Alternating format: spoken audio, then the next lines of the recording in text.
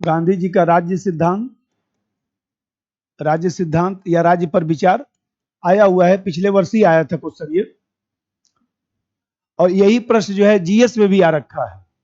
यही प्रश्न जो है गांधी जी का राज्य सिद्धांत आध्यात्मिक जो अराजकतावाद है, वो जो है जीएस में भी मैं देख रहा था क्वेश्चन आया हुआ है। तो गांधी जी जो आप लोग के जीएस के फर्स्ट पेपर में है, नेशनल मूवमेंट में, तो इसका क्वेश्चन वहां पर भी वही चीज लिखना है, कोई अलग नहीं लिखना है।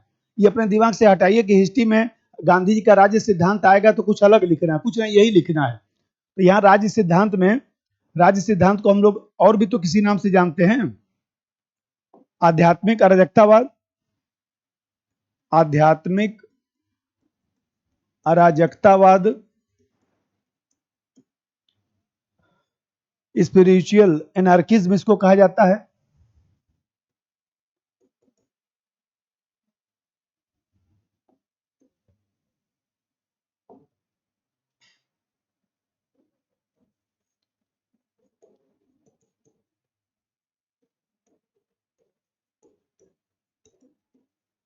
Spiritual anarchism. कल वो विद्यासागर था ना जो नेट जेआरएफ टॉप किया था, तो जर्मनी से पीएचडी किया, तो उसका जो है असिस्टेंट प्रोफेसर में जो है ऑक्सफोर्ड यूनिवर्सिटी में हो गया है।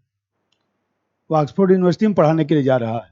कल आया तो था, कल आया था। आप लोग का क्लास खत्म हुआ तो नहीं, बाहर बैठा था, तो वो 2014-15 में पढ़ा था।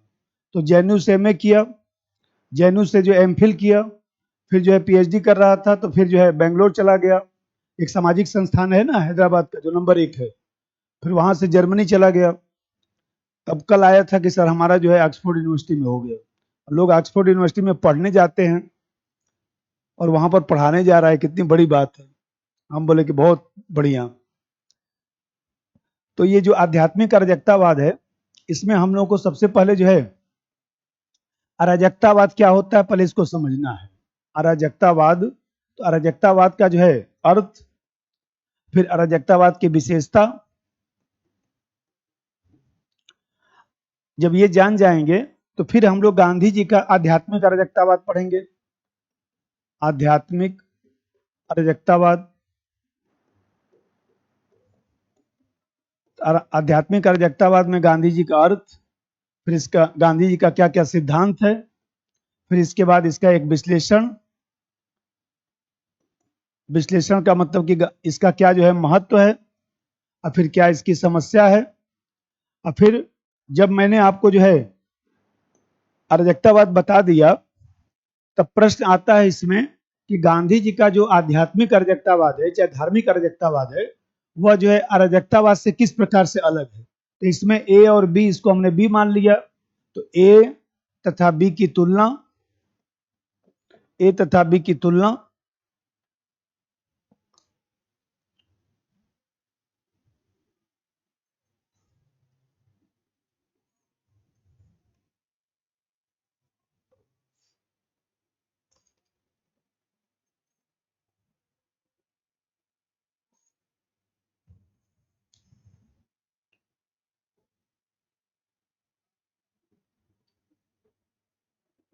पॉलिटिकल साइंस में एक ये भी फायदा है कि यदि अच्छा से पॉलिटिकल साइंस पढ़ लिया जाए तो जीएस सेकेंड को बहुत ज्यादा पढ़ने की जरूरत नहीं है। भाई पोलिटी और आईआर तो वही हो गया, अब बच गया सोशल जस्टिस और गवर्नेंस, दो ही तो पोर्शन, वो दोनों पोर्शन छोटा है तो उसको पढ़ा जा सकता है। और सबसे बड़ा फायदा यह है कि जीएस थर्ड पेपर में जो आप लोग का इंटरनल सिक्योरिटी वाला है, तो इंटरनल सिक्योरिटी का लगभग 60-70% पॉलिटिकल साइंस में हम लोग पढ़ते हैं, जो सेकंड पेपर में हम लोग पढ़ रहे थे, तो सेकंड पेपर में उसी का पार्ट है। अब फिर मैं देखता हूं कि आजकल जो है गांधी जी का भी क्वेश्चन है, तो बहुत अच्छा प्रश्न आता है जीएस में भी। तो वो गांधी जी का प्रश्न हो, चाहे अरविंद का हो, चाहे वो अंबेडकर साहब का प्रश्न हो जीएस में, वो सब सॉल्व हो जाता है। अब देखिए पहले अराजकतावाद को समझिए। देखिए अराजकतावाद का मतलब है, बना लिए,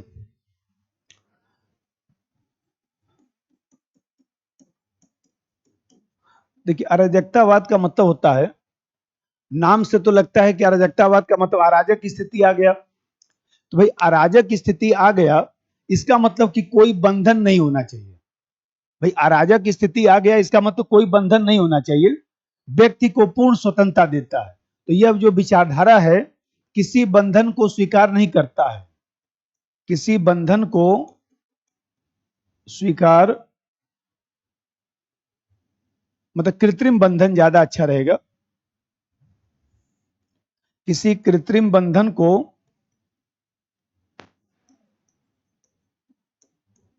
स्वीकार नहीं करता,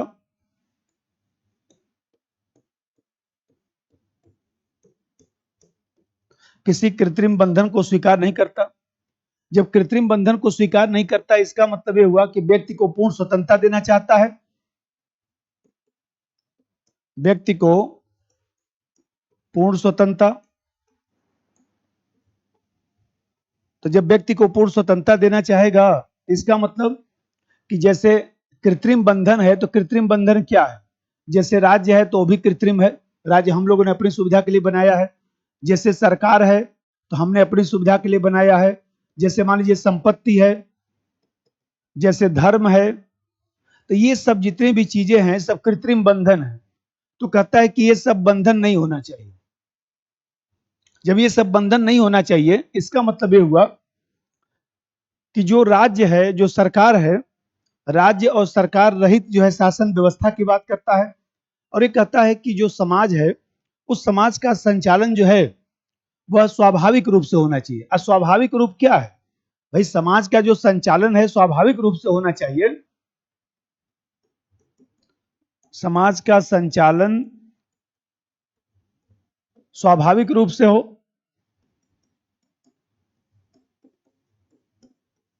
तो जब समाज का संचालन स्वाभाविक रूप से हो तो सीधी सी बात है, सहयोग होना चाहिए, बंधुत्व होना चाहिए। सहयोग और बंधुत्व के आधार पर, प्रेम के आधार पर जो है समाज चलना चाहिए। तो आप देख रहे हैं कि जब पूर्ण स्वतंत्रता देना चाहता है तो इसमें दो बातें हो गई। पहला बात तो ये हो गया कि जैसे आप कह सकते हैं कि राज्य नहीं होना चाहिए, राज्य और सरकार नहीं होना चाहिए। जैसे मान लीजिए मैं कहूं कि इसमें दो चीजें हैं, एक तो नकारात्मक पहलू है और एक सकारात्मक पहलू है। नकारात्मक पहलू क्या है? तो राज्य सरकार नहीं होना चाहिए, राज्य सरकार नहीं होना चाहिए। और सकारात्मक पहलू क्या है?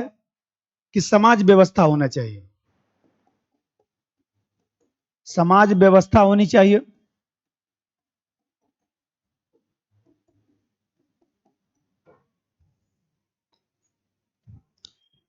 और समाज में क्या चलता है? समाज में नैतिकता चलता है, समाज में सौहार्द चलता है, समाज में सहिष्णुता चलता है, समाज में सहयोग चलता है। इस तरह की भावना होनी चाहिए। तो इसी चीज को गांधी जी ने स्वीकार किया। लेकिन यहां ध्यान रखना है कि गांधी जी ने जो है इस धर्म को जो है कृत्रिम नहीं माना है। बस इतना ही ध्यान रखना है कि गांधी जी सब चीज को मानते हैं। गांधी जी ने राजनीतिक दल को समाप्त करने की भी बात किया था, इसीलिए कांग्रेस को भंग करने की बात उन्होंने किया था। गांधी जी भी आदर्श स्वरूप में मानते हैं कि जो है सरकार नहीं होनी चाहिए। तो यहां पर देख रहे हैं, अब जैसे मान लीजिए, अब इसी को चार लाइन इसका अर्थ जैसा लिख दीजिए। ऐसी विचारधारा, ऐसी विचारधारा जो व्यक्ति को पूर्ण स्वतंत्रता देना चाहता है, व्यक्ति को पूर्ण स्वतंत्रता देना चाहता है,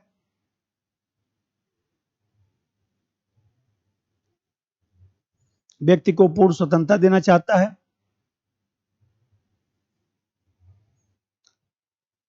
राज्य रहित समाज व्यवस्था की स्थापना करना चाहता है,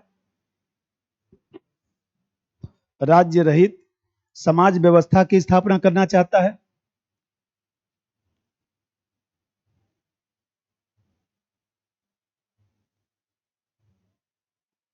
और समाज का संचालन,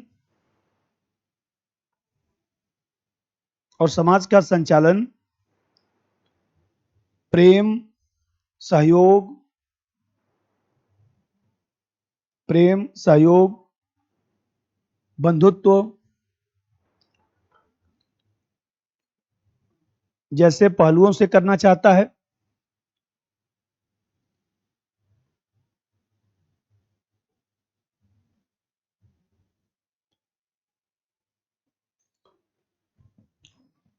अब देखिए इसी से हम लोग जो है अराजकतावाद अराजकतावाद की कुछ विशेषता लिख लेते हैं, जिससे और कंसेप्ट तो क्लियर हो जाएगा।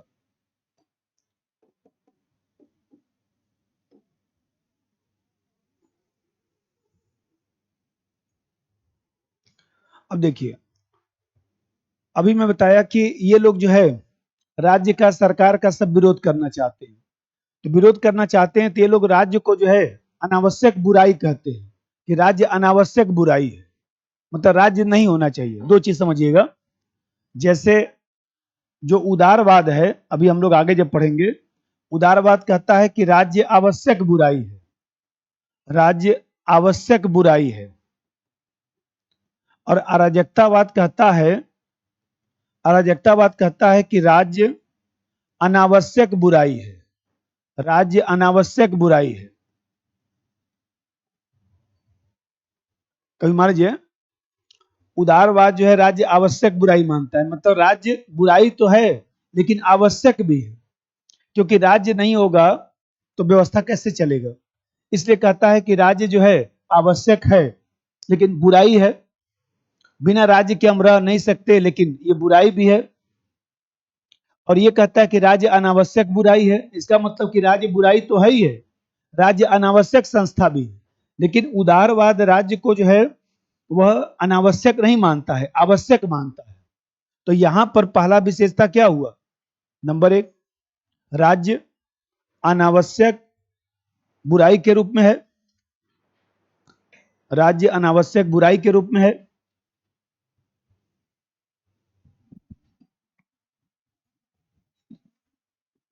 अर्थात अर्थात राज्य का विरोध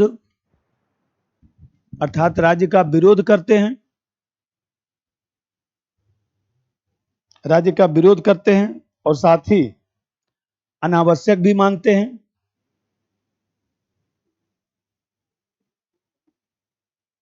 राज्य का विरोध करते हैं और अनावश्यक भी मानते हैं।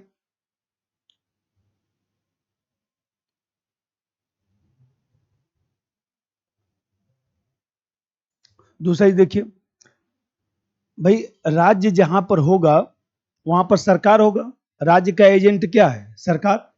तो राज्य का एजेंट जब सरकार है तो जहां पर सरकार होगा वहां सत्ता का प्रयोग होता है, और सत्ता का गुण होता है तानाशाही करना। जैसे मान लीजिए लॉर्ड एक्टर ने भी कहा कि सत्ता भ्रष्ट करती है, अब पूर्णतः सत्ता पूर्ण रूप से भ्रष्ट करती है। जहां सत्ता होगा वहां भ्रष्टाचार जरूर होगा। मतलब कि कौटिल्य ने भी लिख दिया कि जो भी सत्तात्मक पद हैं, उस सत्तात्मक पद में जो है थोड़ा बहुत भ्रष्टाचार अवश्य दिखाई देता है। जो सत्तात्मक पद है उसमें जो है थोड़ा बहुत भ्रष्टाचार अवश्य आ जाता है। जल में मछली है तो न चाहते हुए भी थोड़ा बहुत पानी पी ही लेगी। आप मान लीजिए सबको करिए, पर्यावरण में रहते तो न चाहते हुए भी सांस ले ही लेते हैं, और आपने सुबह से कितनी बार सांस लिया आपको पता चला? तो सुबह से आपने कितनी बार सांस लिया तो पता चला नहीं। उसी तरह से कौटिल्य ने लिखा कि गमन के 40 तरीके होते हैं। छोटा मोटा मान लीजिए दाल में नमक है तो चल जाता है, लेकिन अब मान लीजिए दाल में नमक तो ठीक है, नमक में दाल डाल दीजिए तो वो नहीं चलेगा ना। तो वो तो जब से सत्तात्मक पहलू चल रहा है तब से ही भ्रष्टाचार है। भ्रष्टाचार कोई नई बीमारी थोड़ी ना है। हाँ, लेकिन बहुत कम होता था तो चल जाता था, अब बहुत ज्यादा होने लगा तब नहीं चल पाता है। अब मान लीजिए नेट जीआरएफ का पेपर भी तो कैंसिल हो गया, एक ही दिन पेपर हुआ था ना सब सब्जेक्ट का, 18 जून का। बताइए, लाखों लोग, कम से कम 14-15 लाख लोग नेट जीआरएफ का परीक्षा देते हैं हर सब्जेक्ट का मिलाकर। अब सोचिए ये परीक्षा कैंसिल हुआ, कितने लोगों का जो है दिक्कत आ गया। अब दिक्कत ये आ गया कि किसी को असिस्टेंट प्रोफेसर का फॉर्म भरना है 4 महीने 5 महीने बाद, तो बिना नेट पास किए तो आप असिस्टेंट प्रोफेसर का फॉर्म नहीं भर सकते हैं। जैसे मध्य प्रदेश असिस्टेंट प्रोफेसर का है, अभी जो है मान लीजिए राजस्थान का निकला हुआ है एक फॉर्म, तो वो सब बेचारे लोग बेकार हो जाएंगे। वो तो जो है, अब उस पेपर में हुआ क्या अभी तो पता नहीं चला कि लोग क्या किए, अनियमितता के आउट हो गया होगा। तो आप देख रहे हैं ये लोग कहते हैं कि जहां पर सत्ता होगा वहां पर कुछ ना कुछ जो है व्यक्ति का जो स्वाभाविक प्रकृति है उस स्वाभाविक प्रकृति को सत्ता जो है नष्ट करने लगती है। व्यक्ति की उत्तम प्रकृति को नष्ट कर देता है सत्ता, इसलिए सत्ता नहीं होना चाहिए। और सत्ता नहीं होना चाहिए इसका मतलब राज्य सरकार नहीं होना चाहिए। नंबर 2, राजनीतिक सत्ता व्यक्ति की उत्तम प्रकृति को सत्ता व्यक्ति की उत्तम प्रकृति को नष्ट कर देती है।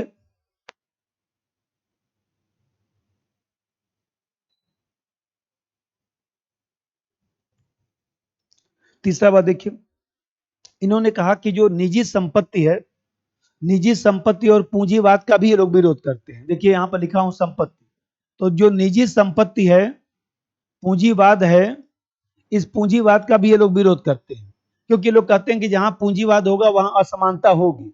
भारत में हम लोगों ने 1990 के बाद पूंजीवाद को बढ़ावा दिया, तो जो संपन्न हुआ वो खूब संपन्न हो गया, और जो गरीब रहा वो गरीब ही रह गया। तो देख रहे हैं कि अमीर और गरीब के बीच दूरी बढ़ जाती है। अब फिर जहां पर पूंजीवाद होता है वहां पर शोषण भी होता है, इसलिए लोग कहते हैं कि निजी संपत्ति नहीं होनी चाहिए और पूंजीवाद नहीं होना चाहिए। नंबर 3, निजी संपत्ति आप लोग पूंजीवाद का विरोध करते हैं। निजी संपत्ति आप लोग पूंजीवाद का विरोध करते हैं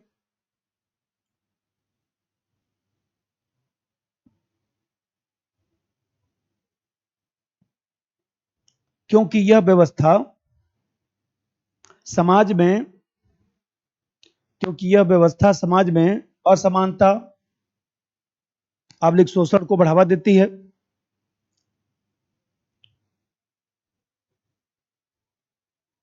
समाज में असमानता आप लोग शोषण को बढ़ावा देती है।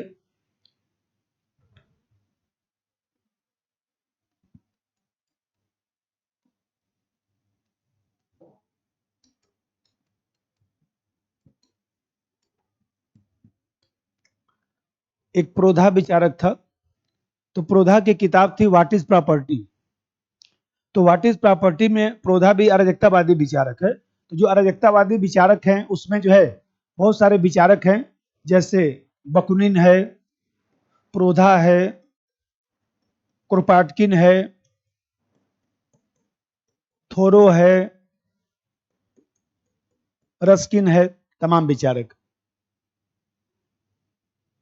असिस्टेंट प्रोफेसर पूछता है कौन अराजकतावादी नहीं है, कुछ नहीं आता है, सिर्फ सिलेबस पढ़ ले तभी व्यक्ति पास हो जाए। कुछ लोग जानते ही नहीं है तो फिर क्या समस्या है।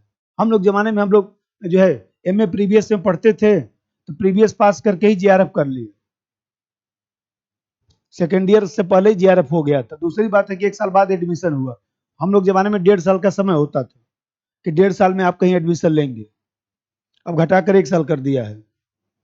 हम लोग जमाने में लिखने वाला आता था, अब टिक लगाने वाला आता है। तो आप देख रहे हैं कि ये लोग जो है जितने विचारक हैं सब लोग ये मानते हैं कि निजी संपत्ति जहां पर होगी वहां पर अमीर व्यक्ति जो है गरीब व्यक्ति का शोषण करेगा। और फिर ये लोग, अभी मैं बताया कि ये लोग जो है जो समाज व्यवस्था है उस समाज व्यवस्था में सहयोग को, बंधुत्व को, साहचर्य को ज्यादा महत्व देते हैं। अब विकेंद्रीकृत समाज व्यवस्था का समर्थन करते हैं। ये कहते हैं कि जो विकेंद्रीकृत समाज व्यवस्था होती है वही स्थायी शांति का आधार होती है, क्योंकि कहीं ना कहीं यदि सत्ता एक जगह रहेगा तो अशांति आ जाएगी। अभी गठबंधन सरकार चल रहा है ना, देखिए अब शांति कुछ है ना। तो मान लीजिए हमें कहते हैं गठबंधन सरकार में थोड़ी शांति आ गई क्योंकि सत्ता का विकेंद्रीकरण हो गया। मनमाना अपने मन से 8 बजे रात में नोटबंदी और जो है ऐसे बंद नहीं कर पाएंगे, क्योंकि बाकी जो दल वाले समर्थन दे रहे हैं, बोले कि हम लोग जा रहे हैं। तो आप देख रहे हैं कि ये जरूरी है लोकतंत्र के लिए, लोकतंत्र में अंकुश होना जरूरी है। किसी एक पार्टी को जो है वो देखा जाए तो इतना ना वोट दे दिया जाए कि वो पार्टी वाला मनमाना करना शुरू कर दे। इसीलिए देखिए ब्रिटेन में जो है व्यवस्था सुचारू पूर्वक चलती रहती है, ब्रिटेन में कहीं कोई दिक्कत नहीं होता है। अगला पॉइंट लिख दीजिए, यह विचारधारा विकेंद्रीकृत सामाजिक व्यवस्था का समर्थन करता है। यह विचारधारा विकेंद्रीकृत सामाजिक व्यवस्था का समर्थन करता है।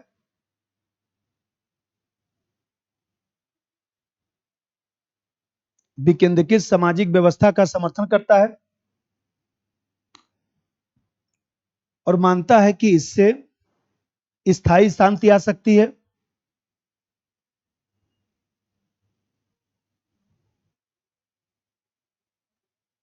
और मानता है कि इससे स्थायी शांति आ सकती है।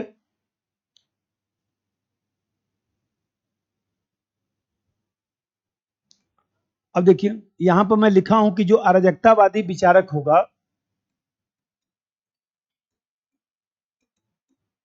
जो भी एनार्किज्म से संबंधित जितने भी विचारक हैं, सब लोग धर्म का विरोध करते हैं। कि धर्म किसने बनाया? हम लोगों ने। भाई हिंदू धर्म हो, मुस्लिम धर्म हो, किसने बनाया? हम ही लोग तो बनाए थे। हनुमान जी का फोटो किसने बनाया? हम लोग बनाए। शंकर भगवान का फोटो हम लोग बनाए। दुर्गा जी का फोटो हम लोग बनाए। दुर्गा जी ने आके दुर्गा जी का फोटो थोड़े बना दिया और उसी को मान लिया कि भगवान जी ऐसे ही होते हैं। भाई अब दुर्गा जी का फोटो देखिए, कोई ऐसा चीज जो दुर्गा जी में कमी दिखाई देता हो? नहीं ना। शंकर भगवान का फोटो देखिए, घर में लगा लीजिए, है। मान लीजिए सरस्वती जी का फोटो लगा हुआ है, पीछे देखिए, सरस्वती जी में कोई कमी दिखाई दे रहा है? क्योंकि हम लोग सर्वगुण संपन्न सरस्वती जी को बनाए हैं। ये बताइए, ये लोग कहते हैं धर्म को नहीं मानते हैं, कहते हैं धर्म व्यक्ति को असहाय बना देता है, धर्म व्यक्ति को पलायनवादी बना देता है, धर्म व्यक्ति को जो है निष्क्रिय कर देता है। जब व्यक्ति जो है फ्रस्ट्रेट होगा, अब मान लीजिए सपोज करिए मंदिर जाएगा, भगवान अब तो जो होना था हो गया, संभालिएगा, अपना दोष भगवान जी के ऊपर थोपना शुरू कर देता है। तो यहां पर देख रहे हैं कि ये लोग धर्म का विरोध करते हैं और ये मानते हैं कि धर्म मनुष्य को जो है कमजोर करता है, भाग्यवादी बनाता है, पलायनवादी बना देता है। इसीलिए मार्क्स ने भी अपनी किताब में लिखा कि धर्म अफीम है। धर्म अफीम है क्योंकि धार्मिक व्यक्ति जो है वो नशे में घूमता रहता है और वह अपने जो है यथार्थ पर नहीं जीता है। अगला पॉइंट, यह विचारधारा धर्म का विरोध करती है क्योंकि इसके अनुसार धर्म मनुष्य को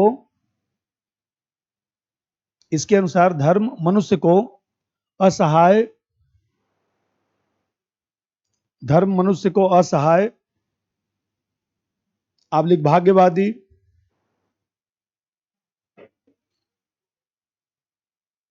आप लिख पलायनवादी बना देती है। भाग्यवादी आप लिख पलायनवादी बना देती है।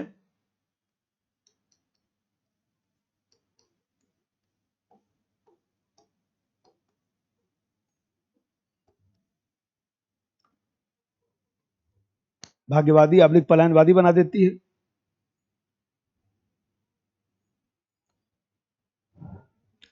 ये लोग मानते हैं कि धर्म व्यक्ति को अंधविश्वासी बना देता है, व्यक्ति को कमजोर कर देता है। व्यक्ति ये मान लेता है कि भगवान नहीं चाहता है कि मैं अधिकारी बनूं, भगवान की नहीं इच्छा हो रही है। भगवान की इच्छा नहीं हो रही कि हम लोगों की भी कुछ कमी है ना। भगवान की तो इच्छा बाद में होगी, पहले तो हम लोग की इच्छा हो कि आप जा रहे हैं जो है परीक्षा देने, आईएएस पीसीएस की परीक्षा दे रहे हैं, अब उसमें थोड़ा सा लापरवाही गड़बड़ हो जाएगा ना। अब जैसे मैं बताया, अब मान लीजिए हम लोग इंडियन थिंकर पढ़ रहे हैं, अच्छा से पढ़ेंगे तभी ना होगा। अब इसमें से दो चीज मैं पढ़ा कर बाकी बोल दूं कि देखिए बाकी चीज नहीं आता है, वो सिलेबस में ऐसे ही लिख रखा है, सब पढ़िए, 6 साढ़े 6 महीना लगता है, सब पूरा पढ़िए, जो आएगा वहीं पर लिख के हम लोग आ जाएंगे, काम खत्म हो गया। मैं बोला था ना पहले दिन भी पीटी पढ़ाने पर कि पीटी का परीक्षा होने के बाद मैं ये नहीं बोलूंगा कि ऐसे बनाना था ऐसे बनाना था, कुछ नहीं। जितना पढ़ाना है मैं पढ़ा दूंगा, जितना सिखाना है सिखा दूंगा, बाद में कुछ नहीं बोलूंगा। भाई अब मान लीजिए ठीक है, फेल पास लगा रहता है, उससे घबराने की जरूरत नहीं है। भाई हमें कहते हैं ठीक है किसी का आईएएस में हो जाएगा, किसी का मर्जी नहीं होगा, लेकिन तमाम परीक्षा है ना, पीसीएस है, तमाम चीज परीक्षा है, ये नहीं निकलेगा दूसरा निकल जाएगा। बस ये ठानिए कि इस बार काम खत्म करना है कहीं ना कहीं।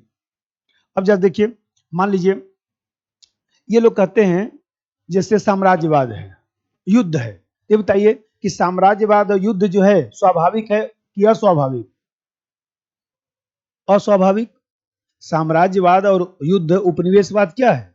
अस्वाभाविक। तो ये लोग युद्ध का, साम्राज्यवाद का, उपनिवेशवाद, सब चीज का विरोध करते हैं और मानते हैं कि इस तरह की जो व्यवस्था है वो विश्व में संघर्ष को बढ़ावा देती है, विश्व में अशांति को बढ़ावा देती है। अगला पॉइंट, युद्ध, साम्राज्यवाद, उपनिवेशवाद, युद्ध, साम्राज्यवाद, उपनिवेशवाद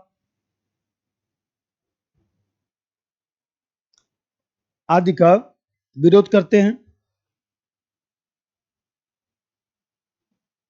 क्योंकि यह व्यवस्था विश्व में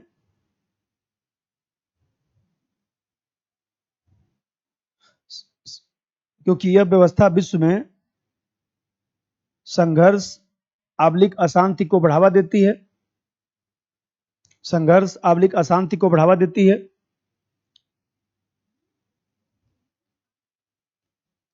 संघर्ष आबलिक अशांति को बढ़ावा देती है।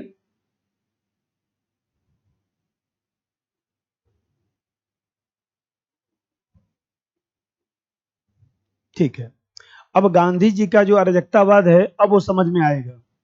गांधी जी का जो अराजकतावाद है अब आपको समझ में आएगा।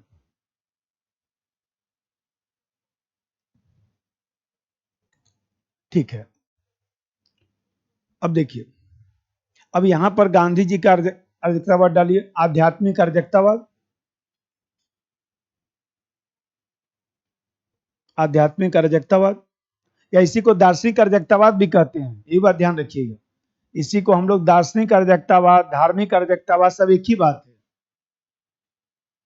फिलोसफिकल एनार्किज्म भी इसको कहा जाता है, स्पिरिचुअल एनार्किज्म भी कहा जाता है, गांधी जी के राज्य का सिद्धांत भी कहा जाता है।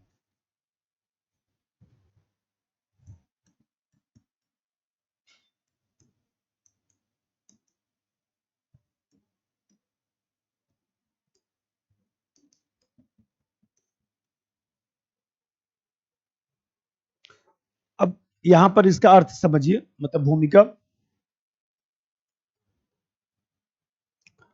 अब देखिए, गांधी जी जो है अराजकतावाद की अवधारणा को स्वीकार करते हैं और गांधी जी भी ये मानते हैं कि जैसे थोरो मानता है, बकुलिन मानता है, प्रोधा मानता है, उसी तरह से गांधी जी भी ये मानते हैं कि कृत्रिम संस्थाएं नहीं होनी चाहिए, समाज व्यवस्था होनी चाहिए।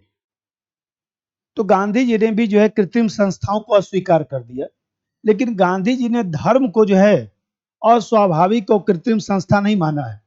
गांधी जी ने धर्म को जो है स्वाभाविक संस्था माना है। इसीलिए गांधी जी ने धर्म को स्वीकार करते हुए अराजकतावाद को स्वीकार किया है। गांधी जी ने धर्म को स्वीकार करते हुए अराजकतावाद को स्वीकार किया है।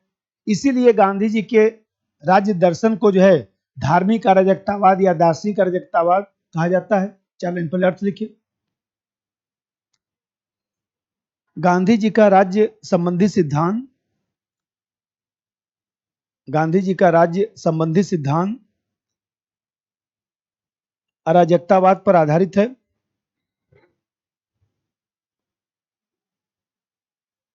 गांधी जी का राज्य सिद्धांत अराजकतावाद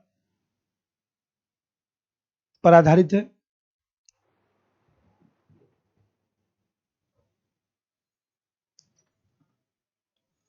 गांधी जी अन्य अराजकतावादियों की तरह, गांधी जी अन्य अराजकतावादियों अन्य अराजकतावादियों थोरो, बकुनिन, प्रोधा आदि की तरह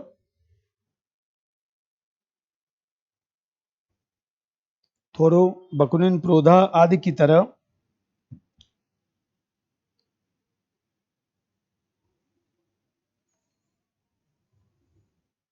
समाज व्यवस्था को महत्व देते हैं। समाज व्यवस्था, ब्रैकेट में स्वाभाविक व्यवस्था, समाज व्यवस्था ब्रैकेट में स्वाभाविक व्यवस्था को महत्व देते हैं।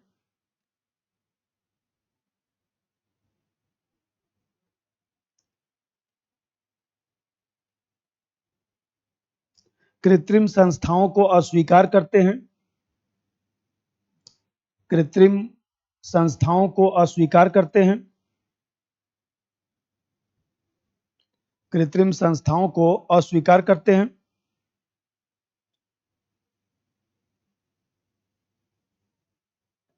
लेकिन धर्म को स्वाभाविक संस्था मानते हैं,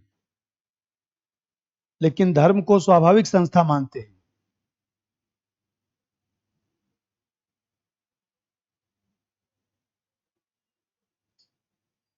इसी कारण धर्म को स्वाभाविक संस्था मानते हैं, धर्म को स्वाभाविक संस्था मानते हैं।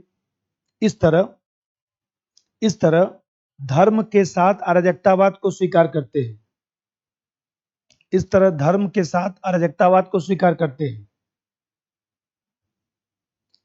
धर्म के साथ अराजकतावाद को स्वीकार करते हैं।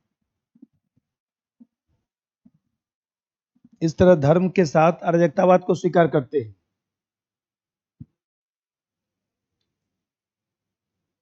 ठीक है भाई, इसीलिए तो दार्शनिक अराजकतावाद या धार्मिक अराजकतावाद कहा जाएगा, क्योंकि धर्म को अराजकतावाद के साथ इन्होंने मिला दिया। ठीक, अब देखिए, अब यहां पर जो सिद्धांत है, अभी जो मैं आप लोगों को सिद्धांत बता रहा था, उसी से मिलता जुलता गांधी जी सिद्धांत देंगे। भाई जो अभी सिद्धांत बता रहा था, उसी से मिलता जुलता सिद्धांत देंगे, केवल धार्मिक वाला पहलू अलग है। कभी एग्जाम में भूल गए तो कोई दिक्कत की बात नहीं। जो अराजकतावाद अभी समझाया था, तो धार्मिक वाला पहलू छोड़कर बाकी सब लिख देंगे, सही हो जाएगा। लेकिन यहाँ पर दो चार मैं बताता हूँ। पहला चीज देखिए, गांधी जी भी जो है राज्य की शक्ति या राज्य का विरोध करते हैं, और गांधी जी मानते हैं कि राज्य जो है दंडकारी शक्ति है, राज्य जो है कृत्रिम संस्था है, राज्य जो है अस्वाभाविक संस्था है, राज्य की शक्ति कम होनी चाहिए, क्योंकि कहीं ना कहीं जो है राज्य यदि रहेगा तो हम लोग को परेशान करेगा, सरकार रहेगी तो परेशान करेगी। अच्छा, मान लीजिए पुलिस वाले भाई साहब हैं, आप मान लीजिए रेड लाइट का उल्लंघन कर देते हैं, तो यदि मान लीजिए वो वास्तव में ड्यूटी करते हैं तो आपका क्या करेंगे? चालान काटेंगे, आपको समझाएंगे नहीं। अब बोलेंगे अभी थोड़ा सा मम्मी की तबीयत खराब था, जा रहा था, जल्दीबाजी में था, कुछ नहीं सुनते हैं, पर्ची काट के आपको पकड़ा, 500 रुपये जमा करिए। अब बोलेंगे बड़ा बेकार व्यक्ति है, सुन भी नहीं रहा है, वो अपनी ड्यूटी कर रहा है। राज्य जो है दंडकारी शक्ति है, राज्य कोहेसिव पावर है। राज्य, अब देखिए, जब आप पैसा वैसा चालान जमा कर देंगे तब आपका हाल चाल पूछ लेंगे कि क्या हुआ है मम्मी को। तो आप देख रहे हैं, अब हम लोग तो बुरा मान जाते हैं ना, क्योंकि हम लोग थोड़ा सा स्वार्थी हैं ना, हम लोग अपने स्वार्थ को सोचते हैं, लेकिन ये नहीं सोचते हैं कि उस व्यक्ति का क्या फर्ज है। उस व्यक्ति का फर्ज यही तो है कि रेड लाइट का कोई उल्लंघन करे तो चालान काटे, तो एकदम सही काम किया, बल्कि उसको तो धन्यवाद बोलना चाहिए कि बहुत अच्छा आपने काम किया है, जो हमारा आपने डीएल रख लिया है। लेकिन अब वही बात है कि हम लोग अपने बारे में सोचते हैं, इसलिए जो उस पर नहीं, सार्वजनिक स्वार्थ की भावना नहीं हो आ पाती है। नंबर एक, पहला सिद्धांत, गांधी जी ने राज्य की शक्ति और राज्य का विरोध किया है। गांधी जी ने राज्य की शक्ति और राज्य का विरोध किया है।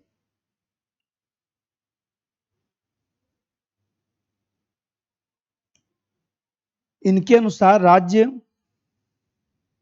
इनके अनुसार राज्य दंडकारी शक्ति रखता है,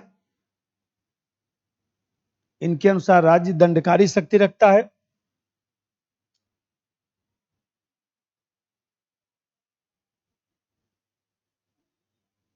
हिंसा करता है,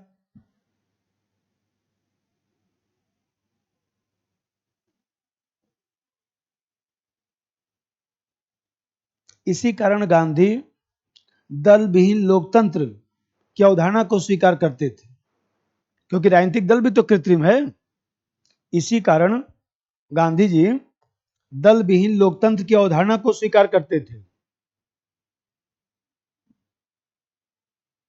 दल विहीन लोकतंत्र की अवधारणा को स्वीकार करते थे।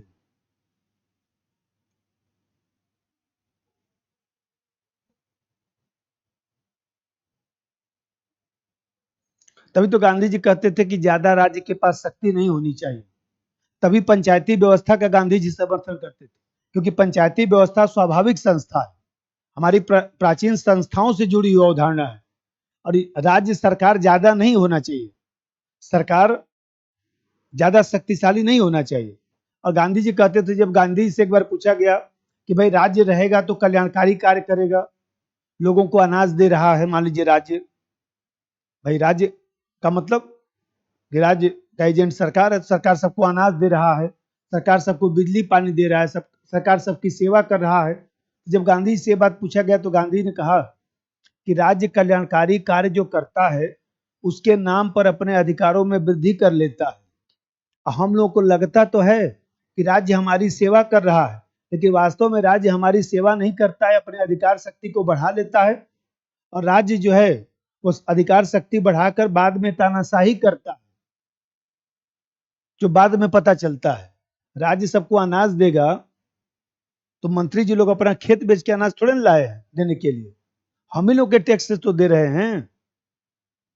और उस तरह से कल्याणकारी कार्य करके शक्ति बढ़ाकर बाद में जो है तानाशाही को बढ़ावा दे दिया जाता है। ऐसा थोड़ी ना था कि हिटलर और मुसोलिनी जो है जनता की सेवा नहीं करते थे, भयंकर जनता भक्त हुआ करती थी उस समय। लेकिन वही बात है कि अब जो मान लीजिए आप लोग थ्योरी पढ़ रहे हैं, विचारक पढ़ रहे हैं, तो आप लोग को तो समझ है, कितना लोग अब थ्योरी पढ़ेंगे पॉलिटिकल साइंस का, 1% भी लोग नहीं जानते हैं। अब 1% लोग तो बात को समझ जाते हैं कि हो क्या रहा है, अब बाकी लोग राम भक्ति में डूब जाते हैं। ये भी तो एक समस्या आती है। तर्कसंगत होना चाहिए, चीजें तर्कसंगत होनी चाहिए, मेरे कहने का मतलब। नंबर 2, गांधी जी ने माना कि कल्याणकारी कार्य के नाम पर, कल्याणकारी कार्य के नाम पर राज्य अधिकारों में वृद्धि करता है। कल्याणकारी कार्य के नाम पर राज्य अधिकारों में वृद्धि करता है।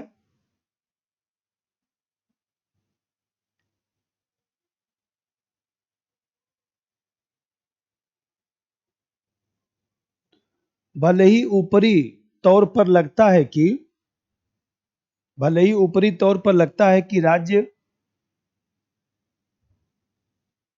भले ही ऊपरी तौर पर लगता है कि राज्य हमारा कल्याण कर रहा है,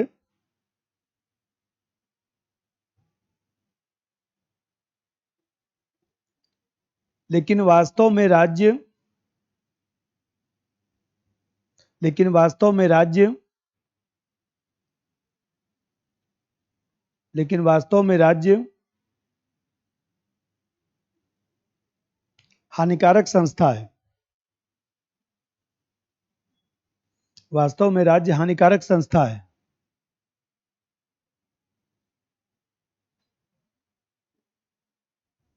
इसी को देखिए, जैसे अभी मैं बताया कि गांधी जी जो है राजनीतिक क्षेत्र में सत्ता का विकेंद्रीकरण की बात करते हैं, इसीलिए ग्राम पंचायत का समर्थन करते हैं, इसीलिए गांधी जी जो है सामाजिक संस्थाओं का समर्थन करते हैं, इसीलिए गांधी जी ने जो है, और देखा जाए तो स्वयं सहायता समूह, एनजीओ, तमाम चीजों का उन्होंने अपनी किताब में समर्थन कर दिया। क्योंकि ये सब जो संस्थाएं हैं वो विकेंद्रीकरण पर आधारित संस्थाएं हैं, और इसीलिए गांधी जी विकेंद्रीकरण का जो है खूब समर्थन करते हैं, क्योंकि गांधी जी अराजकतावादी विचारक हैं। नंबर 3, राजनीतिक क्षेत्र में विकेंद्रीकरण का समर्थन करते हैं, राजनीतिक क्षेत्र में विकेंद्रीकरण का समर्थन करते हैं।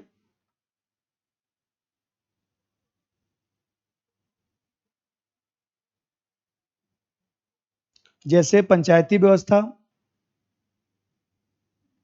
जैसे पंचायती व्यवस्था, जैसे पंचायती व्यवस्था और सामाजिक संस्थाओं का समर्थन किया।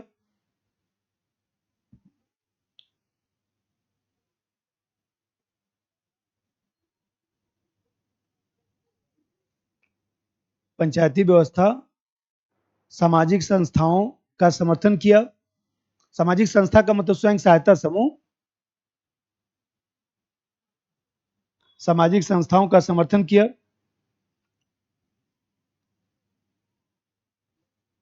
देखिए, देखिए आलोचना करने का बहुत सारा तरीका होता है। तो गांधी जी ने जो न्यासता सिद्धांत दिया, टर्सिसिव थ्योरी, न्यासिता जो सिद्धांत दिया, जो हिस्ट्री में आप लोग पढ़ते होंगे, तो न्यायता सिद्धांत क्या है? न्यायता सिद्धांत यही तो है कि अमीर व्यक्ति ये सोचे कि हमारे पास जो पैसा है उसमें से हम उतना ही खर्चा करेंगे जितनी हमारी आवश्यकता है, बाकी पैसा सब समाज का है और आवश्यकता पड़ने पर हम समाज के लिए खर्च करेंगे। इसी को ट्रस्टीशिप थ्योरी आप लोग पढ़ते हैं। तो गांधी जी जो न्यायता सिद्धांत देते हैं और ये कहते हैं कि पूंजीपति को ये नहीं सोचना चाहिए कि जितनी पूंजी उसके पास है सब उसका अपना है, ऐसा नहीं है। उसके पास जो पूंजी है वो समाज की एक प्रकार से संपत्ति है, वो ट्रस्टी के रूप में है। जब भी समाज में आवश्यकता पड़ेगा वो अपनी पूंजी को खर्च करेगा। उसको ऐसा मनोवृत्ति रखना चाहिए कि जब समाज की आवश्यकता पड़ेगी तो वह जो है समाज के लिए कुछ करेगा। तो ये बताइए, एक तरह से ये पूंजीवाद की आलोचना ही तो हुआ। पूंजीपति की जो आलोचना हो रही है, गांधी जी जो है नैतिक रूप से कर रहे हैं कि पूंजीपति को जो है अपरिग्रह की अवधारणा को स्वीकार करना चाहिए, उतना ही खर्चा करना चाहिए जितना उसकी आवश्यकता हो। पूंजीपति को जो है ऐसा नहीं करना चाहिए कि जो है उसकी सब पूंजी है, अरे समाज की पूंजी है, आप पढ़ लिख लिए, मान लीजिए सब करिए, व्यापार कर लिए, कुछ पैसा इकट्ठा कर लिए 10-20 करोड़ रुपया, अब उसको आप जो है वह देखा जाए तो आप व्यसन में उड़ा रहे हैं। तो गांधी जी कहते हैं ये ठीक नहीं है, क्योंकि कहीं ना कहीं पूंजीपति के पास जो पैसा है वो समाज का जो है एक प्रकार से संपत्ति है, चूंकि वह उस लायक है कि ट्रस्टी बन सकता है, इसलिए पूंजीपति को जो है हमने ये सब पैसा दे दिया। तो गांधी जी जो न्यायता सिद्धांत देते हैं वो पूंजीवाद की आलोचना ही है। थोड़ा सा बताइए, आलोचना करने का जो है तरीका अलग अलग होता है ना। मान लीजिए आप ही लोग हैं, परीक्षा देते हैं, मान लीजिए फेल हो जाते हैं, चाहे कुछ हो जाता है, तो देखिए गार्जियन क्या करता है, 2-3 तरीके से आलोचना करते हैं। गार्जियन तो सीधे कह देता है कि कौन सा पढ़ाई चल रहा है, मान लीजिए। एक गार्जियन देखिए थोड़ा सा दूसरे तरीके से आलोचना करता है कि और मन लगा के पढ़िए, कुछ कमी रह गया, कुछ कमी रह गया, लगता है ना कुछ कमी रह गया, वो भी तो आलोचना ही कर रहा है, लेकिन थोड़ा सा उसके तरीका अलग हो गया है कि आपका जो है थोड़ा सा पढ़ाई लिखाई कुछ कम हुआ है लगता है, थोड़ा सा और जोर लगाइए। तो यहाँ पर देख रहे हैं गांधी जी वही दूसरा तरीका प्रयोग कर रहे हैं। नंबर 3, अगला पॉइंट, गांधी जी अप्रत्यक्षतः निजी संपत्ति का विरोध करते हैं। गांधी जी अप्रत्यक्षतः निजी संपत्ति का विरोध करते हैं, अप्रत्यक्षतः निजी संपत्ति का विरोध करते हैं। इसी कारण न्यायता सिद्धांत को बढ़ावा दिया।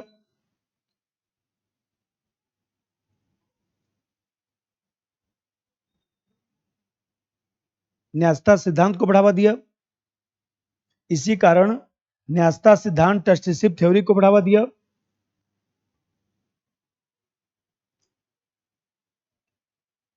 जिसमें हृदय परिवर्तन के द्वारा पूंजीवाद में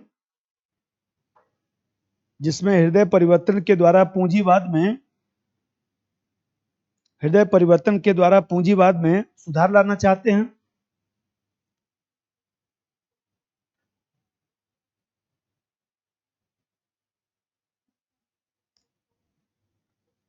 इसी प्रकार देखिए गांधी जी जो है जाति व्यवस्था का विरोध करते थे, गांधी जी छुआछूत का विरोध करते थे, मद्य निषेध।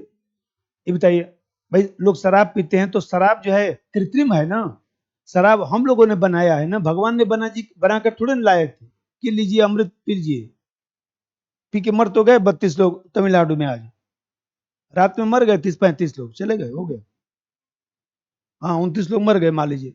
हमें कहते हैं अरे भाई सर उस मान लीजिए कच्ची शराब बनाई जा रही है, उसमें मिथेनॉल इधर उधर इथेनॉल सब क्या क्या सब मिला दिया जाता है, रिएक्शन कर जाता है। गांव के लोगों को ज्यादा तो पता है नहीं कि कौन कौन सा केमिकल मिला दिया, क्या क्या हो जाएगा, निकल लिए। तो मान लीजिए हम कहते हैं कि ये जो है, ये जितना भी जाति व्यवस्था है, मान लीजिए हम छुआछूत है, ये सब गांधी जी विरोध करते थे और मानते थे कि नहीं ये सब चीजें नहीं होनी चाहिए, क्योंकि मनुष्य मनुष्य है। कोई मान लीजिए हिंदू में जन्म ले लिया, कोई मुस्लिम जन्म ले लिया, कोई मान लीजिए ब्राह्मण में जन्म लिया, कोई क्षत्रिय में जन्म लिया, तो उसमें उसका क्या योगदान है, इसमें हमारा क्या योगदान है कि हम पंडित जी बन गए तो इसमें हमारा क्या योगदान है। हम दूसरे जाति में भी तो पैदा हो सकते थे। ये तो हमको सोचना चाहिए ना कि अरे ठीक है, भगवान कहीं भी जन्म दे दिया है तो हम मनुष्य ही, हमको मनुष्यता का भाव रखना चाहिए ना। अब मान लीजिए सपोज करिए कि किसी के माँ बाप नहीं है, उस सड़क पर है, उसका कौन सा जाति है, कौन सा धर्म है, बताइए तो जरा सा। कोई सड़क पर है, मिल गया, उसका कौन सा जाति धर्म है। ये बताइए, विकसित जो देश है, कोई अमेरिकन व्यक्ति है तो उसका जाति धर्म आप पता करते हैं? नहीं पता करते हैं। उसका खाना पीना तो हम लोग नहीं पता करते हैं, अपने बारे में सब पता करते हैं, क्योंकि हम लोग पिछड़े देश के नागरिक हैं। लिखिए एक पॉइंट और, गांधी जी ने जाति व्यवस्था, छुआछूत, मद्य निषेध, गांधी जी ने जाति व्यवस्था, छुआछूत, मद्य निषेध,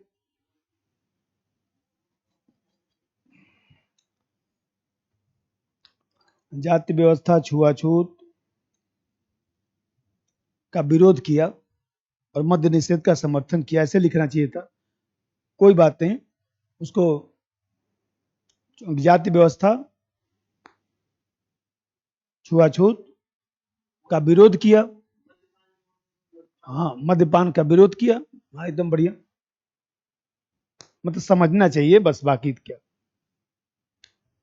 क्योंकि आप घर पे जाएंगे बैठ के नोट्स बनाएंगे, नहीं बनेगा। मेरा जो अनुभव रहा है, हम लोगों से यही सबसे बड़ा फॉल्ट हुआ था। आज भी हम लोग इस चीज को बहुत दोष देते हैं अपने। हम लोग के जमाने में ऐसे तो था नहीं, कोई कोचिंग वोचिंग का तो हम लोग किए नहीं। हम लोग जमाने में जो प्रोफेसर जो लोग पढ़ाते थे, बल्कि एक दो बार हम लोग बोलते भी थे, सर लिखवा उखवा देते, कुछ नोट्स बनवा देते। लेकिन वही चक्कर है कि यूनिवर्सिटी में जानते हैं होता क्या है, यूनिवर्सिटी में दबा के पढ़ाई होता है। सर आते थे दबा के एकदम बोलते थे, बहुत बढ़िया लगता था, मजा आ जाता था। घर पे आके उसी में से जो याद रहता था नोट्स वो बन जाता था, बाकी सब भूल जाता था। और जब एग्जाम देने गए तब याद आया कि गुरुजी को उस समय टोक कर ये नोट्स बनवा लेना चाहिए था, क्योंकि वो बनवा दिए होते तो बहुत अच्छा रहा होता। अब जब हम लोग पढ़ाना शुरू किए, उस बात पर विशेष ध्यान दिए कि नहीं, जिस गलती से हमारा नहीं हुआ वो गलती मैं नहीं करूंगा। एक दो सिद्धांत कितना, 4-5 हो गया, ठीक है। एक और लिखिएगा, जगह छोड़िए 2 लाइन, एक और लिख लीजिएगा नोट्स में से, उसमें क्या है।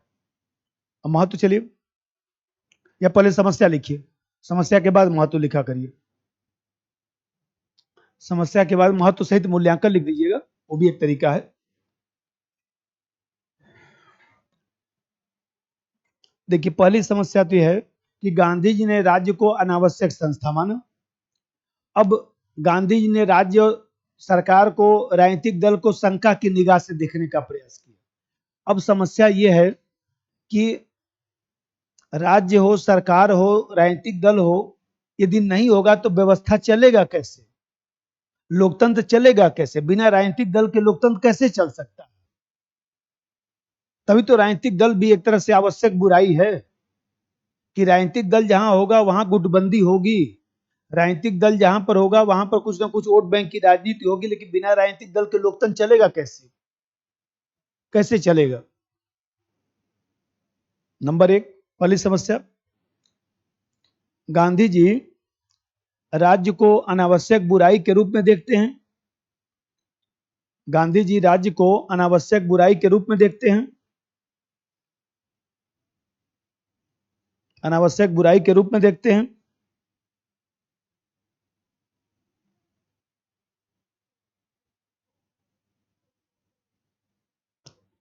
राज्य आबलिक सरकार को शंका की नजर से देखते हैं। राज्य आबलिक सरकार को शंका की नजर से देखते हैं।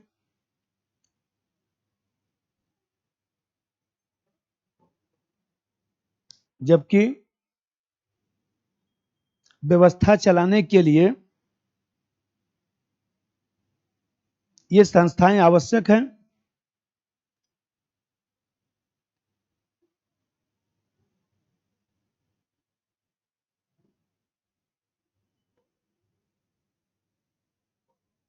ये संस्थाएं आवश्यक हैं। जहां पर लिखे हैं ना राज्य सरकार, वहीं पर दल भी जोड़ लीजिए। जहां पर लिखे हैं राज्य सरकार, वहीं पर दल भी लिख दीजिए, एक ही में सब हो जाएगा। आजकल एक ही पॉइंट में ज्यादा से ज्यादा चीजों को लिखने का प्रयास करना है, क्योंकि ज्यादा प्रश्न लिखना होता है, इसलिए जो है छूटने का संभावना भी रहता है। दूसरा बात देखिए, ये जो अराजकतावाद है, इस अराजकतावाद का जो मनोवैज्ञानिक पहलू है, ये मानता है कि मनुष्य को स्वतंत्रता देनी चाहिए। ये मानता है कि मनुष्य को स्वतंत्रता देनी चाहिए। अब ये मानता है कि मनुष्य को स्वतंत्रता देनी चाहिए, तो जैसे मैं अभी बताया कि मनुष्य को जब स्वतंत्रता देने की बात करेंगे, मनुष्य को जब स्वतंत्रता देने की बात करेंगे, तो स्वाभाविक सी बात है, ये लोग कहते हैं ना कि पूर्ण स्वतंत्रता देना चाहिए। व्यक्ति बहुत अच्छा प्राणी है, यही तो कहते हैं कि व्यक्ति जो है अच्छा प्राणी है, अच्छा प्राणी है। तो व्यक्ति जब अच्छा प्राणी है तो उसको स्वतंत्रता दे दिया जाए, चलिए मान लिया। लेकिन ये बताइए, व्यक्ति बुरा प्राणी भी तो है, ये क्यों भूल गए? व्यक्ति अच्छा है तो व्यक्ति बुरा प्राणी भी तो है। तो मानव स्वभाव में अच्छाई है तो बुराई भी तो है। यदि सब मनुष्य अच्छा रहता तो फिर बुराई कहां से आ गई? भगवान ने हम लोग को बनाया, अब भगवान सर्वगुण संपन्न है, भगवान अच्छा है, तो भगवान अच्छा है तो भगवान ने हम लोग को बनाया, तो हम लोग को अच्छा बनाना चाहिए था। तो भगवान ने हम लोग को बुरा भी बना दिया, इसका मतलब कि बुरा का तत्व तो कुछ भगवान में भी तो है।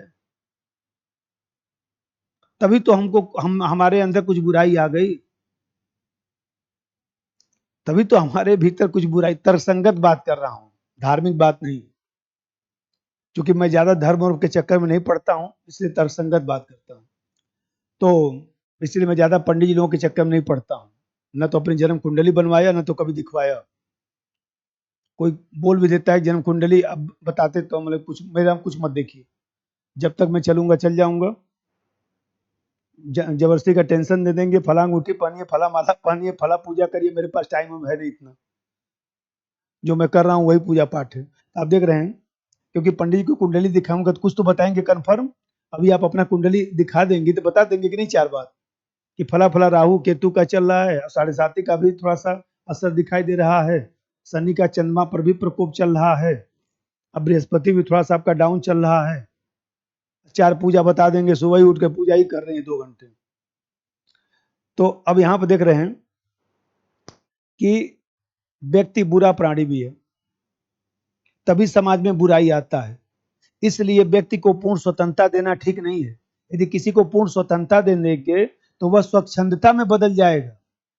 ज्यादा किसी को फ्री कर देंगे तो वह जो है स्वच्छंद हो जाएगा, मनमानी करना शुरू कर देगा। इसीलिए अंकुश लगा के रखा जाता है।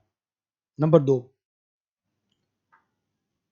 राज्य के सिद्धांत का मनोवैज्ञानिक आधार पूर्णतः तर्कसंगत नहीं है।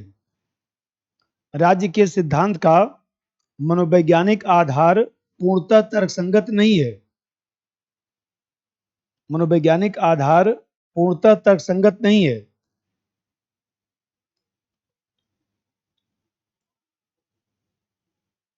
क्योंकि यह मानव स्वभाव को अच्छा मानता है।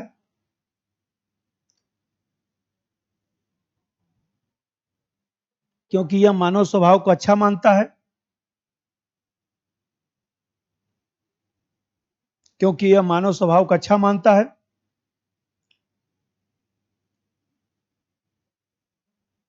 जबकि मानव स्वभाव में बुराई भी है, जबकि मानव स्वभाव में बुराई भी है।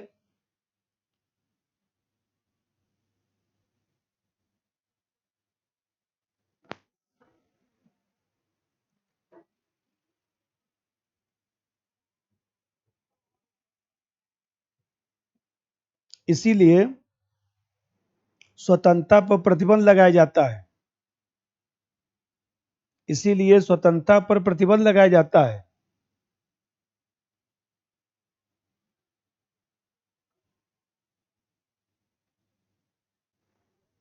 अन्यथा स्वच्छंदता में बदल जाएगा।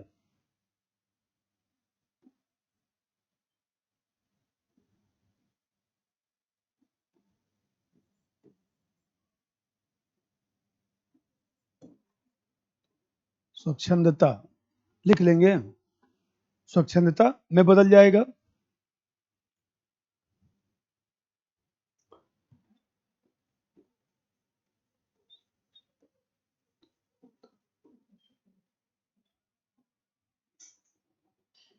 स्वच्छंदता में बदल जाएगा।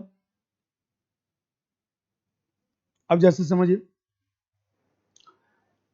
जैसे मान लीजिए गांधी जी कहेंगे कि कानून का भी विरोध करेंगे, कानून भी अस्वाभाविक संस्था है, और कहेंगे कि कानून नहीं होना चाहिए क्योंकि कानून से हमारी स्वतंत्रता जो है सीमित हो जाती है। जबकि वास्तव में कानून जो है स्वतंत्रता का जो है स्वतंत्रता को सीमित नहीं करता है, कानून स्वतंत्रता को बढ़ावा देता है। कानून ही व्यक्ति को उचित परिस्थिति प्रदान करता है। पिछले बार पीटी में पूछा था क्वेश्चन, कानून और स्वतंत्रता में संबंध। इस बार तो थ्योरी का एक भी क्वेश्चन आया ही नहीं, उड़ा दिया, क्योंकि अब लोग पढ़ना शुरू कर दिए थे तो उड़ा दिया। हमने भी नहीं पढ़ाया था कुछ, इस बार मैं कहाँ पढ़ाया थ्योरी, स्वतंत्रता, समानता, न्याय कुछ नहीं पढ़ाया था, क्योंकि 2-3 साल पूछ लेता है तो फिर रोक देता है। अब स्वतंत्रता आंदोलन और आधुनिक भारत नहीं पूछा है ना इस बार, 2 साल नहीं पूछेगा, फिर शुरू करेगा, किसी साल 8-10 क्वेश्चन बना देगा, ऐसे खुराफात करता रहता है। जब हम लोग पढ़ना शुरू कर देते तो रोक देता है। अब जैसे खूब मैथ रीडिंग लोग पढ़ के गए तो सीसेट का पेपर आसान बना दिया, आज जब फिर लोग जो है थोड़ा सा ढिलाई बरतना शुरू कर देंगे तो फिर 2-4 साल के बाद फिर भयंकर कठिन बना देगा, जिसे पिछली बार बना दिया था। लगाना तो छोड़ दीजिए, क्वेश्चन ही लोग नहीं पढ़ पाए। तो आप देख रहे हैं कि कानून, लॉक ने अपनी किताब में लिखा ना, टॉलरेंस वाली जो उसकी किताब, उसमें लिखा where there is no law there is no freedom. जहां कानून नहीं है वहां पर स्वतंत्रता नहीं है। तो कानून स्वतंत्रता का बाधक नहीं, कानून स्वतंत्रता का रक्षक है, कानून स्वतंत्रता को बढ़ावा देता है। लिख दीजिए, गांधी जी कानून तथा स्वतंत्रता, गांधी जी कानून तथा स्वतंत्रता को विरोधी मानते हैं, कानून तथा स्वतंत्रता को विरोधी मानते हैं, कानून तथा स्वतंत्रता को विरोधी मानते हैं। जबकि वास्तव में कानून व्यक्ति को उचित परिस्थिति प्रदान करता है, जबकि वास्तव में कानून व्यक्ति को उचित परिस्थिति प्रदान करता है, जबकि वास्तव में कानून व्यक्ति को उचित परिस्थिति प्रदान करता है।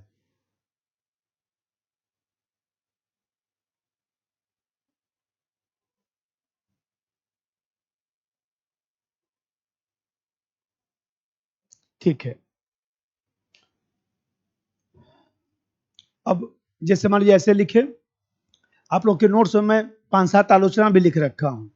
मैं बताया ना कि हर जगह मैं 2-4 आलोचना लिखवा दिया करूंगा, कोई दिक्कत की बात नहीं है। और उसी दौरान जो है नोट्स पढ़ के उसी में से जोड़ घटा लिया करिएगा आप लोग, क्योंकि बाद में तो कुछ हो नहीं पता है, क्योंकि कोई टॉपिक छूटने ना पाए। जितना टॉपिक है सब टॉपिक पर हम लोग बोल दें, पहला चीज तो ये होना चाहिए। अब फिर थोड़ा बहुत उसका नोट्स भी बन जाए, जिससे उसी बहाने नोट्स भी बनता रहेगा, टॉपिक भी होता रहेगा। पता लगे मैं मान लीजिए 8 आलोचना लिखवाने लगा, समय भी तो लगता है ना, फिर वो कोर्स डिले भी होता है। अब देखिए यहाँ पर जैसे महत्व सहित इसका मूल्यांकन लिखना है। अब कैसे लिखा जाएगा पहले समझिए। अब जैसे मान लीजिए यहाँ पर महत्व सहित मूल्यांकन जैसे कर देते हैं, तो महत्व सहित मूल्यांकन कैसे लिखा जाएगा कि भाई गांधी जी जो है, गांधी जी का जो राज्य सिद्धांत है वो भले ही जो है उसकी अनेक समस्याएं हैं, कहीं ना कहीं जो है वह यथार्थवादी जो लोकतंत्र है उससे मेल नहीं खाता है, लेकिन गांधी जी ने जो है सैद्धांतिक रूप से राज्य का विरोध किया है। गांधी जी जो है आदर्शवादी स्वरूप में जो है राज्य सरकार का विरोध करते हैं। व्यवहार में गांधी जी ने सीमित राज्य की अवधारणा को स्वीकार किया है। गांधी जी ने जो है पंचायती व्यवस्था का समर्थन किया, विकेंद्रीकृत शासन का समर्थन किया, लेकिन गांधी जी ने यथार्थ में जो है राज्य और सरकार का विरोध, राजनीतिक दल का विरोध नहीं किया। अन्यथा गांधी जी ने कहा कि भाई राजनीतिक दल विहीन लोकतंत्र होना चाहिए। गांधी जी का एक आदर्श था, एक आदर्श था। भाई आदर्श ये है, हम लोग पढ़ाते हैं, मान लीजिए 18 क्वेश्चन पॉलिटी में आया, हम क्या बोलते थे क्लास में, एकदम 18 में 18 कर देना, इस बार एकदम 17 सही कर देना है। अरे 15 कर दिए तब भी बहुत है। वो तो हम लोग बोलेंगे ना कि 18 में एकदम 18 कर देना है, एक भी इधर उधर नहीं होना चाहिए इस बार, कि 18 में 18 होगा थोड़े ना, 2-4 तो गलती हो ही जाएगा, 1-2 गलती भर दिए होंगे। व्यवहारिक बात बता दें, मतलब क्वेश्चन आता हुआ भी गलत भराता है, समझ में आता है कि ये भर रहा हूं तो भराता है बी। वाह, वो मानवीय गलती है। तो उसमें क्या होता है ना कि जल्दीबाजी में कि तो आसान है तो चलो लगा देते हैं, वो हो जाता है, स्वाभाविक सी बात होती है, उसके लिए बहुत टेंशन नहीं लेना है। बस ये है कि जैसे मान लीजिए हमें कहते हैं, जैसे आप लोग पोल्ट्री पढ़े थे वैसे ही ज्योग्राफी, इकोनॉमिक्स, हिस्ट्री, करेंट सब यदि कायदे से तैयार रहता तो कहीं कोई समस्या थोड़ी ना होता किसी को। तो हम लोग को इससे चेतना लेना चाहिए कि सब सब्जेक्ट को अच्छा से पढ़ना है, किसी सब्जेक्ट को हल्के में नहीं लेना है, क्योंकि कब क्या चीज कठिन आ जाएगा, क्या सरल आ जाएगा, कोई जानता तो है नहीं। अब जैसे देखिए, जैसे आप देखते हैं, अच्छा लिखवा देता हूं, पहले चीज करिए, महत्व सहित मूल्यांकन, हेडिंग बनाइए। उपरोक्त समस्याओं से स्पष्ट है कि उपरोक्त समस्याओं से स्पष्ट है कि गांधी जी के अराजकतावाद में गांधी जी के अराजकतावाद में अनेक सीमाएं हैं। गांधी जी के अराजकतावाद में अनेक सीमाएं हैं।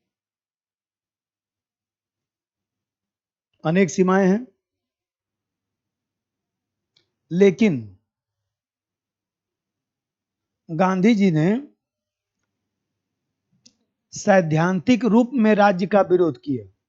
लेकिन गांधी जी ने सैद्धांतिक रूप में सैद्धांतिक रूप में राज्य आबलिक सरकार का विरोध किया। राज्य आबलिक सरकार का विरोध किया।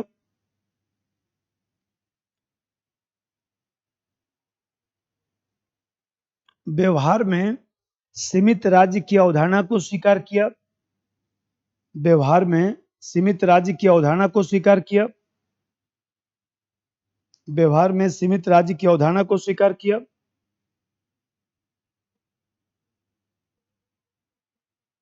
व्यवहार में सीमित राज्य की अवधारणा को स्वीकार किया। विकेंद्रीकृत शासन का समर्थन किया। विकेंद्रीकृत शासन का समर्थन किया।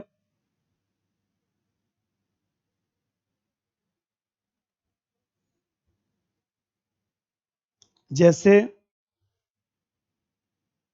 जैसे गांधी जी ने स्वयं राम राज्य को आदर्श स्वरूप माना है।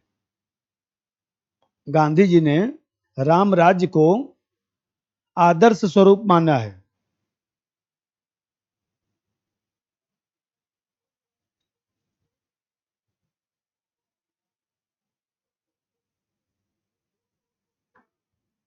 जो समाज का मार्गदर्शन कर सकता है। जो समाज का मार्गदर्शन कर सकता है।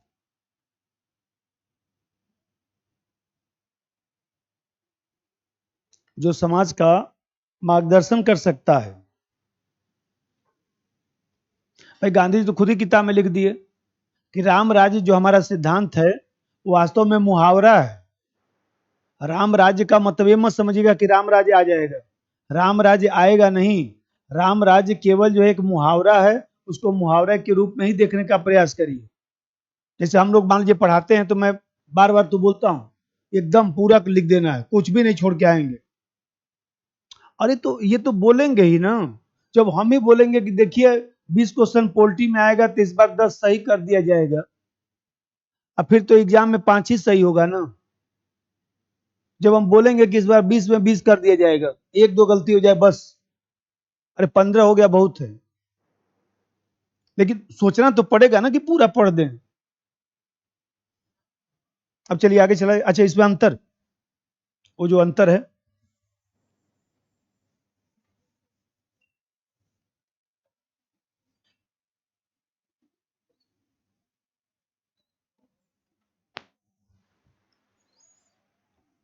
अराजकतावाद, अराजकतावाद और दार्शनिक अराजकतावाद,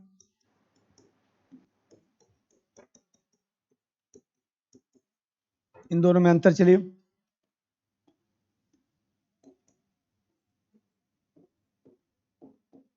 आया होगा क्वेश्चन।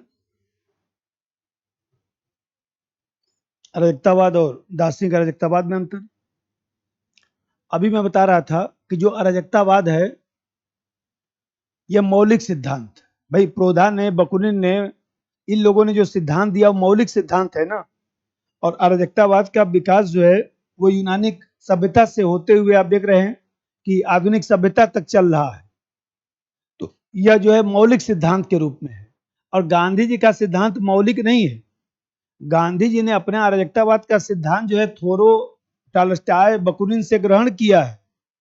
गांधी जी भारतीय परिस्थितियों के अनुरूप जो है, सभ्यता संस्कृति के अनुरूप जो है अराजकतावाद का सिद्धांत देते हैं। तो गांधी जी का सिद्धांत कोई मौलिक सिद्धांत नहीं है। इन्होंने तो भारत की परिस्थिति में केवल अराजकतावादी सिद्धांत दे दिया है। नंबर एक, यह मौलिक सिद्धांत है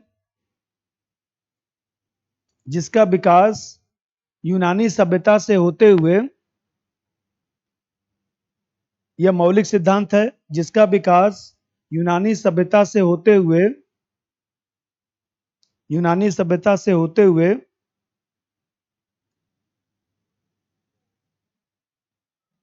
यूनानी सभ्यता से होते हुए प्रोधा बकुनिन,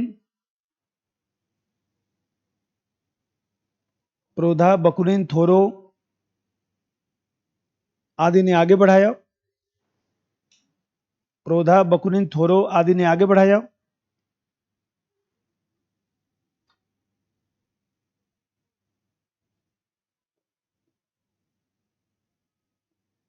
इधर लिख दीजिए गांधी जी में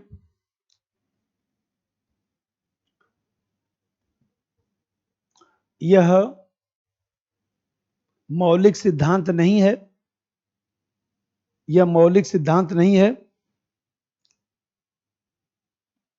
बल्कि भारत की परिस्थिति, बल्कि भारत की परिस्थिति, सभ्यता संस्कृति के आधार पर किया गया है।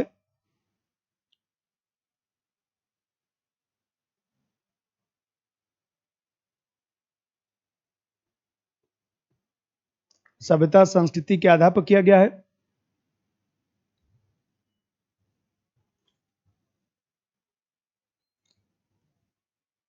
अब जरा देखिए, यहां पर अभी मैं बता रहा था कि जो भी अराजकतावादी हैं वो जितनी भी संस्थाएं कृत्रिम है सबका विरोध करते हैं, और जितनी भी स्वाभाविक संस्थाएं हैं सबका समर्थन करते हैं। तो आप देख रहे हैं कि कृत्रिम संस्थाओं का पूर्णतः यहाँ विरोध दिखाई देता है, इसलिए धर्म का विरोध करते हैं। गांधी जी पूर्णतः जो है कृत्रिम संस्थाओं का विरोध नहीं करते। भाई धर्म जैसी संस्था को गांधी जी ने स्वाभाविक मान लिया, अपवाद स्वरूप मान लिया। तो यहाँ पर भी तो अंतर हो गया कि ये लोग तो पूर्णतः एकदम रिजिड है कि जो भी कृत्रिम संस्था है उसका हम आलोचना करेंगे, उसका हम विरोध करेंगे। और गांधी जी ने पूर्णतः जो है कृत्रिम संस्थाओं की आलोचना नहीं किया है। गांधी जी ने धर्म को जो है स्वाभाविक संस्था मान लिया, जबकि वास्तव में धर्म जो है वो भी कृत्रिम संस्था है। नंबर दो, यह सिद्धांत पूर्णतः स्वाभाविक संस्थाओं को स्वीकार करता है, पूर्णतः स्वाभाविक संस्थाओं को स्वीकार करता है, पूर्णतः स्वाभाविक संस्थाओं को स्वीकार करता है और कृत्रिम संस्थाओं की आलोचना करता है, और कृत्रिम संस्थाओं की आलोचना करता है।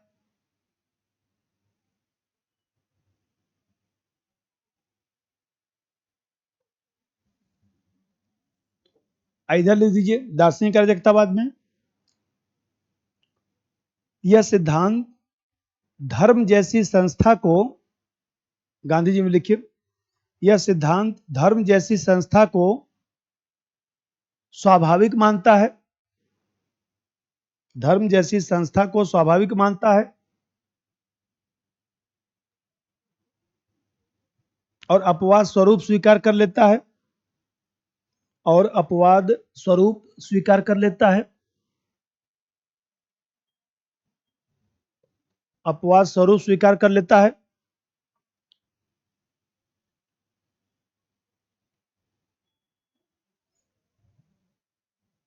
अब जरा देखिए, मतलब अब लिख लेंगे ना एग्जाम में, कि आया हुआ है क्वेश्चन 2021-22 में आया हुआ क्वेश्चन, पढ़िए उसमें कहीं लिखा होगा, बोला 10 साल का पेपर खरीद डालिए, आया होगा क्वेश्चन। इसका 3-4 साल पर क्वेश्चन आता रहता है। आध्यात्मिक अराजकतावाद या राज्य का सिद्धांत, दार्शनिक अराजकतावाद, इस तरह से क्वेश्चन आता है गांधी जी का। तीसरा बात देखिए, जैसे अभी बता रहा था कि जो अराजकतावादी सिद्धांत है वो पूर्णतः निजी संपत्ति को समाप्त करना चाहता है। इसीलिए जो है निजी संपत्ति को समाप्त करने के लिए क्रांति की भी बात करता है कि आवश्यक है तो क्रांति भी हम कर देंगे। इसीलिए अराजकतावाद को क्रांतिकारी सिद्धांत कहा जाता है। यहां पर गांधी जी निजी संपत्ति को समाप्त करने के लिए क्रांति की बात नहीं कर रहे हैं, हृदय परिवर्तन की बात कर रहे हैं। गांधी ने कहा कि क्रांति किया जाएगा, लेकिन ये लोग तो क्रांति की बात करते हैं कि निजी संपत्ति को समाप्त करना है, यदि नहीं समाप्त हो रहा है तो समाज को क्रांति कर देना चाहिए। गांधी जी ऐसा नहीं कहते हैं।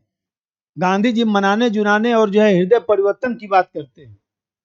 अभी पढ़ाऊंगा तो आलोचना करूंगा गांधी जी की कि कुछ काम हृदय परिवर्तन से नहीं होता है। लिखिए नंबर 3, यह क्रांतिकारी सिद्धांत है जो पूर्णतः निजी संपत्ति को समाप्त करना चाहता है, जो पूर्णतः निजी संपत्ति को समाप्त करना चाहता है, जो पूर्णतः निजी संपत्ति को समाप्त करना चाहता है। इसके लिए क्रांति को भी आवश्यक मानता है, इसके लिए क्रांति को भी आवश्यक मानता है।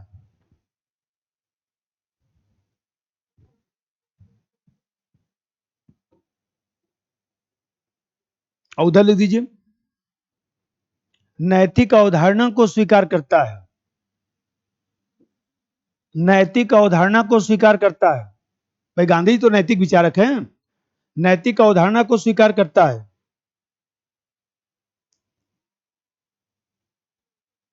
अतः हृदय परिवर्तन के माध्यम से, अतः हृदय परिवर्तन के माध्यम से, हृदय परिवर्तन के माध्यम से पूंजीवाद का चरित्र बदलना चाहता है।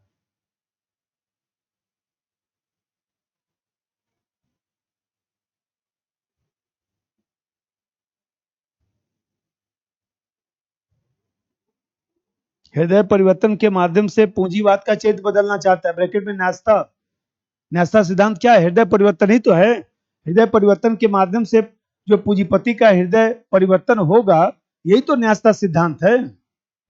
हिस्ट्री में पढ़ते होंगे आप लोग, लेकिन हिस्ट्री में इतना डेप्थ में नहीं पढ़ेंगे, हल्का फुल्का। अब जा देखिए, आप देख रहे हैं कि यहां अराजकतावाद में सिद्धांत तो व्यवहार का कोई अंतर नहीं है, जो कहा जा रहा है किया जा रहा है। गांधी जी के सिद्धांत बताइए, अराजकतावाद ने कहा कि राज्य सरकार राजनीतिक दल नहीं होना चाहिए, कुछ नहीं होना चाहिए, खत्म। गांधी जी जो है अंत में लिख दिए कि ये सब हमारा नारा है, राम राज्य, राम राज्य आएगा नहीं। तो गांधी जी के सिद्धांत में सिद्धांत और व्यवहार का अंतर दिखाई देता है। गांधी जी ने उदारवादी लोकतंत्र को स्वीकार कर लिया और गांधी जी ने सीमित राज्य की अवधारणा को स्वीकार कर लिया, लेकिन यहां पर तो सिरे से ही राज्य सरकार को समाप्त करने की बात सब करते हैं। थ्योरी तो वास्तव में सभी बच्चों को पढ़ना चाहिए, इसीलिए इथिक्स वाला टॉपिक आप लोगों के सिलेबस में रख दिया है, जानबूझकर रखा गया है, क्योंकि इथिक्स में बहुत सारा थ्योरी है। क्योंकि बिना थ्योरी के कैसे काम चलेगा? अब देख रहे हैं एक संकल्पना बन रहा है ना धीरे धीरे। इसीलिए तो आप जैसे मान लीजिए आजकल मेडिकल की पढ़ाई एमबीबीएस करने जाएंगे, आप बीटेक करने जाएंगे आईआईटी में, अच्छे कॉलेजों में, वहां पर मानविकी विषय भी पढ़ाया जाता है, वहां पर भी ह्यूमन राइट आपके सिलेबस में है। ये मत समझिएगा कि ह्यूमन राइट यहीं पर चल रहा है, एमबीबीएस में भी है, आईआईटी में भी रख दिया है, सब जगह रख दिया है। बिना उसके हम नहीं आपको डिग्री देंगे, क्योंकि समाज में आपको रहना है तो थोड़ा सा सामाजिक पहलू जानना जरूरी है। यहां पर लिख दीजिए, सिद्धांत तो व्यवहार में अंतर नहीं रखता, सिद्धांत तो व्यवहार में अंतर नहीं रखता।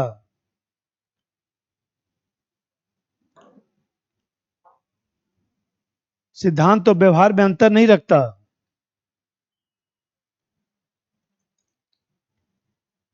जैसे सरकार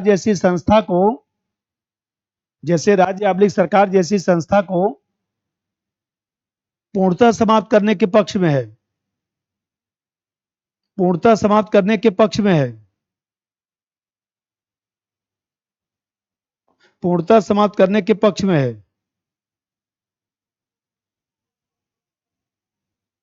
और उधर लिख दीजिए, सिद्धांत और व्यवहार में अंतर दिखाई देता है। सिद्धांत और व्यवहार में अंतर दिखाई देता है, क्योंकि गांधी जी ने उदारवादी लोकतंत्र को स्वीकार कर लिया। गांधी जी ने उदारवादी लोकतंत्र को स्वीकार कर लिया। उदारवादी लोकतंत्र को स्वीकार कर लिया।